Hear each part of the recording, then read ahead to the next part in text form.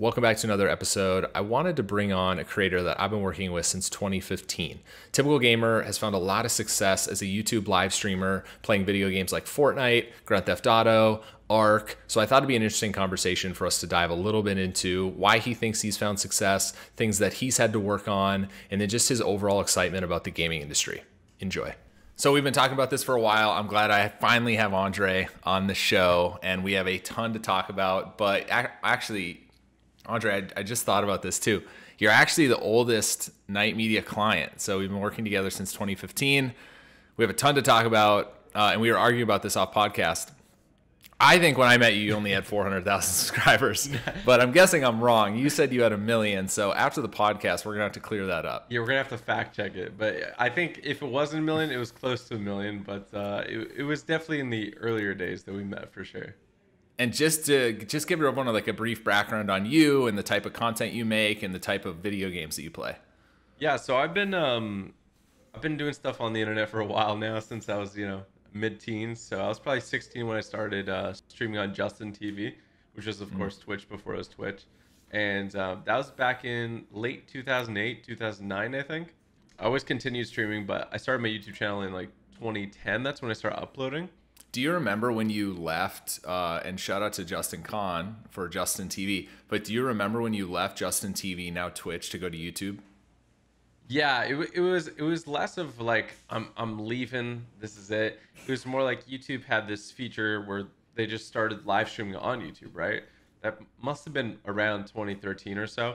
And I was, to my knowledge, one of the first people to actually stream games on there. Did you ever simultaneously stream on both? Because I know in the early days, a lot of people were like casting to Twitch and casting to YouTube. Or when you left Justin TV, was it just, hey, I'm just going to just stream exclusively on YouTube now? I did initially at the start, did like YouTube, and then sometimes I would stream on Twitch, then sometimes on YouTube. So it was like kind of a back and forth. Yeah, that was like the early meta was, hey, we should stream on both platforms, get Twitch subs, but also get YouTube AdSense. But that quickly died as soon as like these exclusive contracts started. Do you remember like was there like any moment that you're like, that's your big break, or like that's when you like hit that inflection point? Because when I met you, I don't know what you were averaging, your concurrent viewers were, but I think it was like, 1,000 maybe a little over 2,000. Yeah, honestly, it's kind of hard to remember now, but it definitely wasn't as significant. Like it was a big number at the time, but it wasn't what it is at all today. Really, in the last year and change, like the numbers have doubled or tripled from what they usually were. So what are your average concurrent viewers on YouTube right now when you live stream? Yeah, it depends. When like there's, I would say it's around 20-30K. Mm-hmm. And I do want to talk about this too, because you did have a stream, I think it was Fortnite season 3, the black hole. I could be wrong on the season, but it popped. Season 10. Okay, yeah, so yeah. I was way off. Season 10, that completely popped off. And I remember being in an airport, and I was boarding my plane, and I kept refreshing YouTube, and your stream just continued to grow and grow. Do you remember what the peak concurrent viewers were for that live stream? Yeah, it was slightly over 500,000 people. 500,000 on one stream, and it lasted what? 5 hours, 10 hours? That was like an 8-hour stream, I think, maybe longer. And then overall, I had like 22 million playbacks. So. And that's just a playback is a unique view. Pretty much, yeah. Yeah, so 22 million unique people watched that stream over the course of 8 hours. Yeah, and then at one point there was 500,000 at that one point watching that thing go down. So what was it about Fortnite that made you start playing that game? Really, I mean, I would say it makes up 80 to 90% of your content now. But before Fortnite, it was a lot of Grand Theft Auto. You were playing Ark. You had a little bit more like game diversification. Yeah. So what was it about Fortnite that just sucked you in? Well, it's funny because I don't know if you remember, but the first video I did on Fortnite was a sponsored one that you worked on with me, right? So it's kind of funny that it all started from like a sponsorship. But like when I played the game, you know me, I only take sponsorships of things that like I actually enjoy, right? Or I actually think there's promise to it. I know. So he knows. But yeah, Fortnite, it's just like even in the early days when building wasn't that much of a thing, like there was still clearly a defined kind of skill gap, right? and you can never be the best. Like, it'll take so long for you to be the best that it's just like, for someone that's super competitive like myself, like it's just, I'm always competing against myself to get better, and it just, I don't know, I'm still not bored of it. Well, and you play professionally as a Fortnite creator now, and a Fortnite, I would say Fortnite pro, and you've also finished incredibly high in a lot of those tournaments and competitions. And I know, like, we did the celebrity Fortnite Pro-Am. Now we've done it multiple times. They didn't have one this year at E3. I think you're the only content creator, like, at least large streamer, that's playing in tournaments. Like, most of them are just professional Fortnite players, but you're a content creator first who's also playing in Fortnite, and you've had a lot of success, which is rare, to be honest, because a lot of people that are content creators aren't usually very good at the game. Speak on that point though, like, I do think out of all the content creators, I've probably practiced the most and play, like, you know, bigger content creators, I guess, because I guess anyone can call themselves a content creator, right? Yeah. But yeah, I've done very well in tournaments, mostly tournaments against other content creators I'll excel at. In terms of tournaments versus pros, I'll hold my own, but it's really tough to break into that, you know, that prize pool, which is like top 10 out of the 30,000 people competing, right? Like, a lot of these people playing, they're insane. They're insane. Their mechanics are amazing, and they're grinding that creative mode like 8 hours a day, no joke. Yeah. So let's go back a few years. So Twitch and YouTube start signing exclusive deals for content creators. Obviously, like, you signed with YouTube Gaming. There was, you know, an article that came out. You came out with a video on your channel. Why was that important for you, and why do you think it's important for these platforms to lock up exclusivity? You know, this is something that, and we'll see if we see more of it. I know it's been like 18 months since a lot of these contracts were signed. So I think, you know, you and I and all these other content creators are just, like, curious if, like, the streaming wars will continue. But let's talk a little bit about that and why that was so significant for you, you know, as a content creator, to have, like, an official home, which is now YouTube Gaming. I've been, essentially, like we talked about before, I've been streaming on it since the start. So it's nice to be just recognized by them. They can say, like, you have worth to us, and we want to enable you and help you grow, right? Like, not only did I sign the deal for, you know, the monetary purposes, but there was also a lot of the back end stuff and the ability to talk to them and maybe have some influence over some products, right? And they've kind of done that. I can't speak to any specific ones, of course, NDA, but like, it's nice to be involved in something that I spend so much of my life on, right? What else would you like to see YouTube Gaming implement? Like, what products do you think would be helpful for you as a content creator? In terms of, like, features I want to see on YouTube, definitely gifted members is pretty huge. You've seen it with Twitch and gifted subscribers. Like, it's a great community driver. I feel like people want to give back, and, you know, they can super chat, and they can use the super stickers, or they can donate in other ways. But, like, having someone be a part of the, like, a membership, part of, like, the additional community is definitely a cool thing. Totally agree. Well, and we've, you know, you talked about it a little bit, but we've seen this play in your content, like channel diversification. So you have your main channel, which people all know, which is Typical Gamer, that has 12 million subscribers. And now you have a second channel that's called TG Plays. And what's the difference between those two channels for you? Yeah, so Typical Gamer is the streaming channel. So pretty much I stream exclusively on there. And then I leave those streams up so you can watch them later. And those are 3 to 4 hours. A lot of people don't have time to watch 3 to 4 hours, okay? And that's totally fair. No, I'm not asking anybody to. So this is why I made TG Plays. TG Plays is videos between, like, 8 to 15 minutes or so. And I record those uniquely from the stream 99% of the time. So that's all content recorded off stream, and it's just short content that people can enjoy, highly edited. Yeah. How many hours do you work a day? A lot. I guess, like, all my days thinking about work. You know, I try to relax sometimes, but you know how it is in this space. You know, like, you know how it is. You can work as much as you want, right? Like, but you know, yeah. Do you consider me practicing Fortnite work? I do, but I also see it as fun. Like, I'm having fun with it. So it's kind of, the lines are so blurred now that I just say everything is work. Yeah, I mean, you get to play video games for a living, right? Which, I mean, I think most kids would be like, that's great. I get to play video games as my job. But eventually, like, for a lot of people, it turns into a chore. Like, it turns into a job because I don't know when you're going to become sick of Fortnite, but I think a time will come where typical gamer is like, I no longer want to play Fortnite. What other games are out there? And you might still have to play Fortnite because it's incredibly popular on your channel. Have you ever experienced like creator burnout yet? I have experienced creator burnout, but it was kind of, it wasn't like for gaming reasons, right? Like I had gone through a tough breakup and stuff, so I just felt burned out on everything.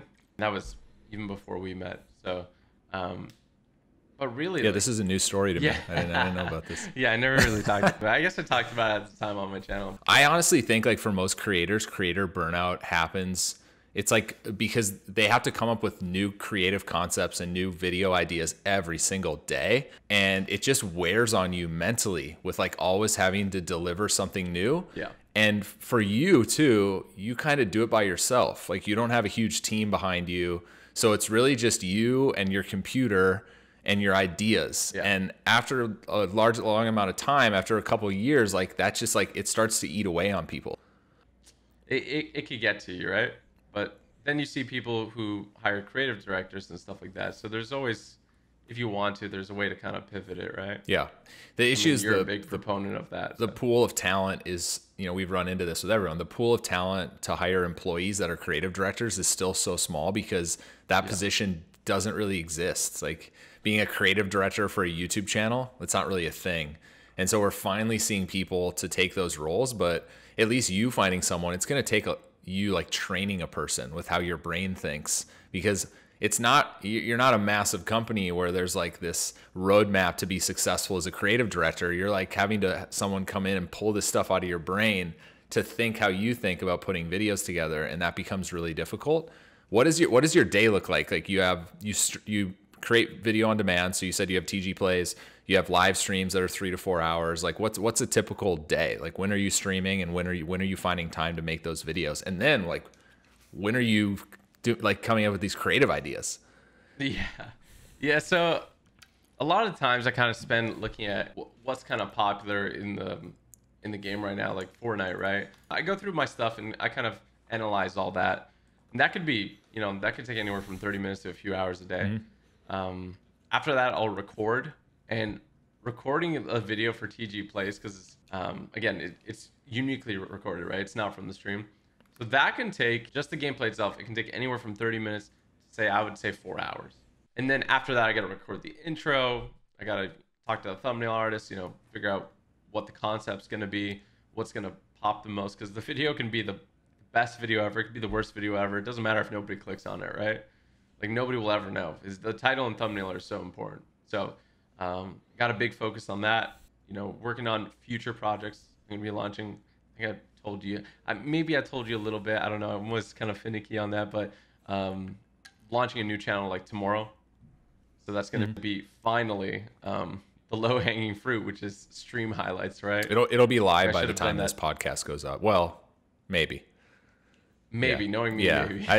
I told Andre to create a second channel about 2.5 years ago when he just had his live stream channel and he was just uploading the long forms and remember my reasoning? I was like, I'm not going to watch a 3.5 hour live stream.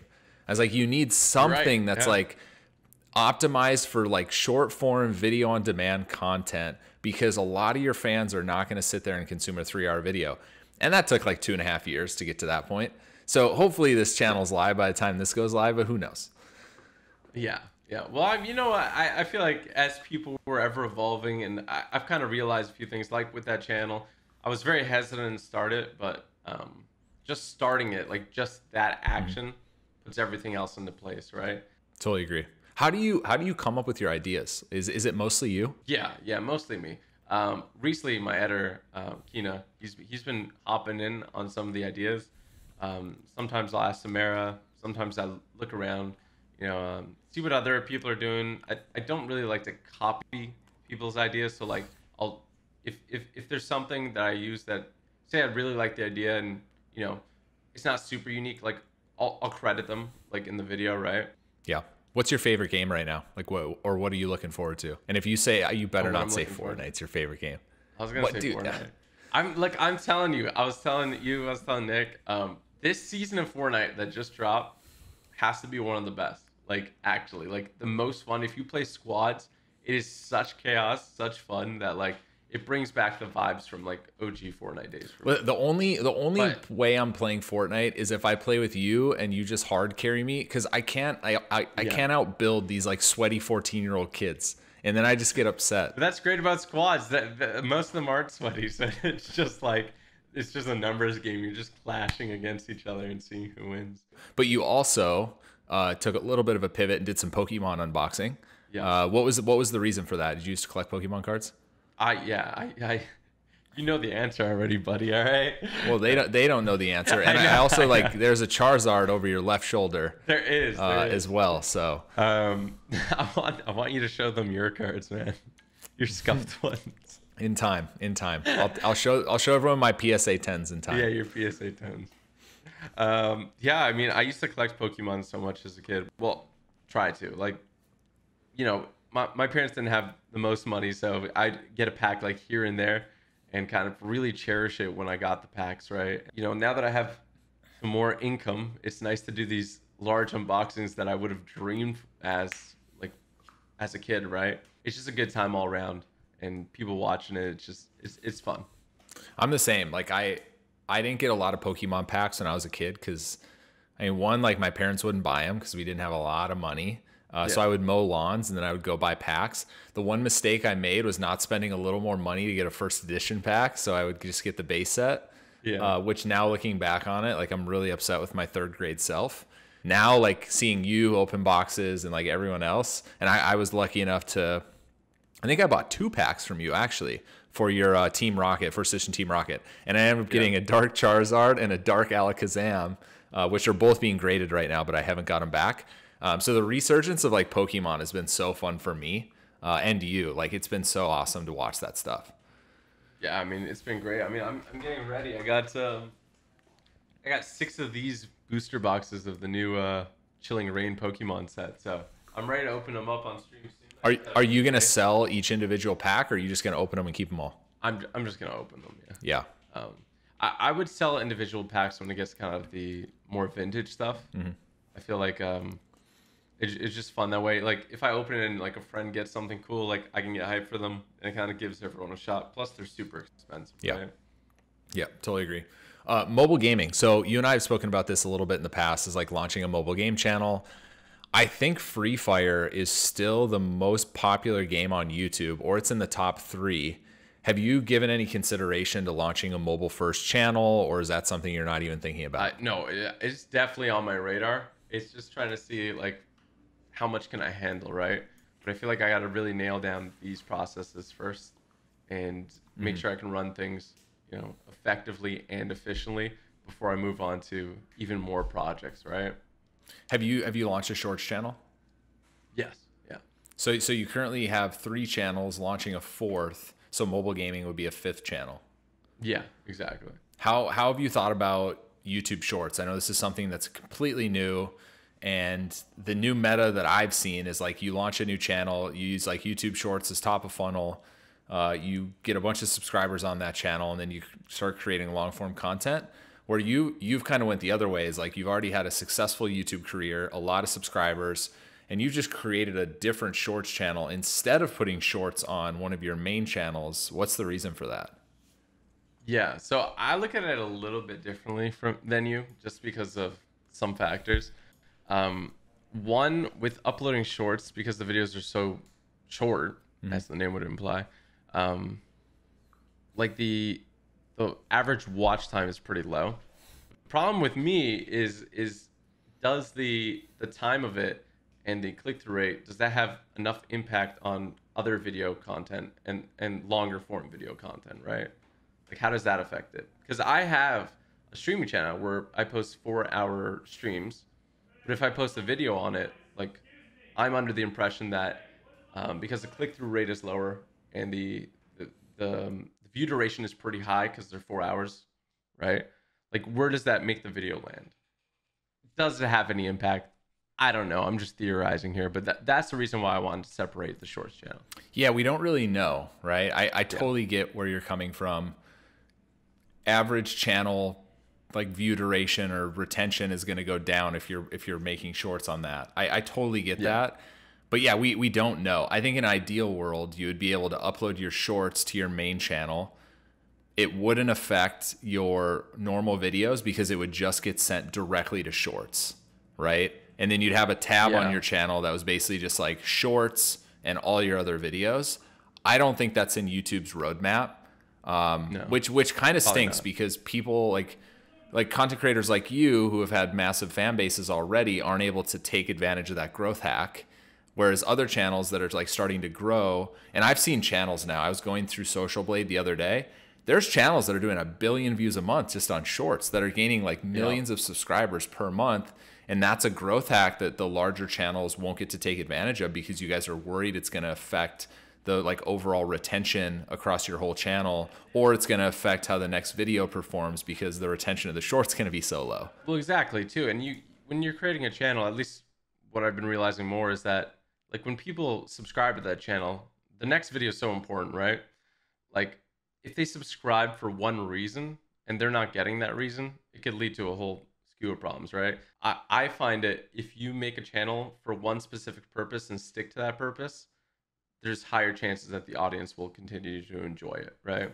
Yeah, I don't disagree. We'll see what YouTube does and if they build that into the product, but you're probably just going to have a separate shorts channel from here on out. That's just kind of my thesis on it, but I totally get your concern of does it affect my channel? I totally get it. Yeah, I think that's probably a lot of creators' concerns, at least if they're like, already established. I know this is something we got to talk about and I need to ask it and I already know the answer, but like what are your revenue streams right now as a creator outside of just AdSense? Definitely AdSense. Then there's, sponsorships, which you help with. And then we got merchandise and investments.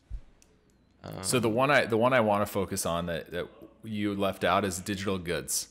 And so this is one that we've actually seen span across multiple games. Roblox has star creator code. Fortnite has creator code. COD, you've seen this, like Call of Duty. You've seen a lot of content creators share their creator code. Is that a big focus for you to like have your creator code across multiple games or not so much? I think personally creator code is one of the best programs that Epic has ever started. Before the creator code, I was playing Fortnite and I was enjoying it. But after it, it's just like a little bonus, right? Or it's just a bonus. And you didn't really have to change much except for promote your code. And people were going to buy it anyway, right? So it's like, it's kind of them giving back to people playing their game, which is nice. Totally agree. And have you done anything with Fortnite yet or Epic Games to put anything in the store? I know we've seen like Ninja had a skin. Yeah. Have no you icon skin for me yet. Like there's no typical gamer skin in Fortnite, but I did get a locker bundle, so I was able to select like a skin, a wrap, a pickaxe, and they put it in the store, and they had my name, like in the store, and then they also hosted a tournament with me, and yeah, that was a lot of fun. Yeah, it's nice. Maybe one day I'll get a skin, but yeah, it's nice to finally see the publishers lean into the creators. And we saw it starting with the creator code. Now we're seeing it with them actually making digital items and other digital goods for their biggest creators. So I think it's just like another step in the right direction for most of these publishers. Totally. Yeah, it's huge. How much longer do you think you're going to do this? Oh, I'll do it forever if I can. I love it. I wake up very grateful that I'm able to do this day in and day out. I enjoy all aspects of it. I just want to keep doing it. I have a lot of ambitions. I have a lot of things I want to do. So I feel like I'm just getting started. Who knows what's going to happen? But I just know that I want to do it for a very long time. And I have seen older people do it. Like I've seen, 40, 50, 60-year-olds streaming to some success. So who knows? Like, I've been doing this since 2009. Like, would somebody want to watch a 50-year-old streaming games that's been doing it for that long? Like, maybe there's something special to it, right? Is it going to be other 50-year-olds watching, or is it going to be their kids? Who knows? They'll be like, yeah, I've been watching this guy forever. He's a good guy. Like, who knows? Right? Yeah. Do you think you're ever going to get to a point where it's like your fans' kids are now watching you create content? I've had people donate and tell me that, like, already, that, like, they've been watching me since 2011. Now they have a kid that's like 9 and their kid's watching me play Fortnite. So it's like, or I've had people tell me they've been watching me since they're 5 and they're 12 now. And I'm like, you've been watching me for more than half of your life, man. That's insane, right? Do you ever think you'll pivot outside of gaming, or is it always going to be within gaming? I think in terms of business, like there is things that I want to venture into that aren't specifically to do with gaming. Just other things that I have passions for. So yeah, that's it's still a work in progress. Yeah. And then lastly, what things are you looking forward to right now? Yeah, I'm upset I haven't seen you in forever. So there's that. It's I been definitely want to come see everything you built over there. how long? It's been 18 or 20 months since I've seen you, which feels crazy. But hopefully that changes in a few months when the border opens. It's been a very long time. So I'm excited for all the events again, man. Yeah. Like I didn't take them for granted because I really enjoyed them when we went to events. I can't wait for them to come back. Same. And also it's been so strange not having a Fortnite Pro-Am, not having E3, not going to a PAX. There's so many events that you and I used to do. And also like EA and Ubisoft, we probably would do what, 5 or 6 of those a year. Yeah. Right? So we used to have at least at minimum one event every 6 weeks to now having nothing for almost 2 years has been very strange.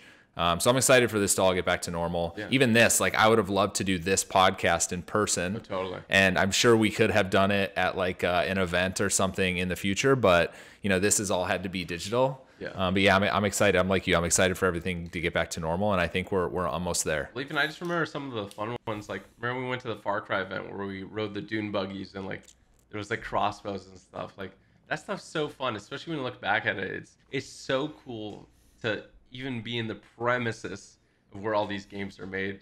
You know, growing up, games were such a huge thing, and just to even be a fraction involved is a dream come true.